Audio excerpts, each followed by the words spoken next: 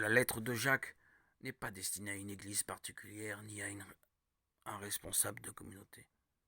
Elle se veut générale, dans un langage vivant et énergique, aux images frappantes. Elle offre une réflexion originale sur la foi et la manière de vivre en chrétien.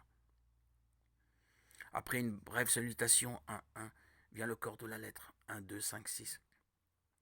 Jacques demande de prier pour recevoir la sagesse. Puis il passe en revue divers aspects de vie, la pauvreté, la richesse, les épreuves, l'écoute de la parole de Dieu. Il s'en prend aux écarts sociaux et aborde enfin le centre de son message, la relation entre la foi et les actes. Il dénonce les mots issus du langage, définit la vraie sagesse, blâme les fauteurs de troubles et ceux qui se donnent le droit de juger les autres, attaque les riches qui exploitent leurs ouvriers. Il place sa conclusion dans la perspective de la venue finale du Seigneur. Il engage à la patience, à la prière solidaire,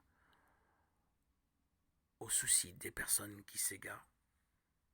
Il n'y a pas de salutation finale. Il s'agit plus d'une homélie ou une prédication avec de belles formules poétiques que d'une véritable lettre.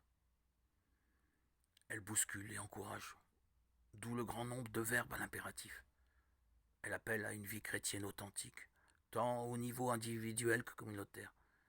Deux lignes de force la traversent, l'énergie de la parole de Dieu et la réponse de la foi.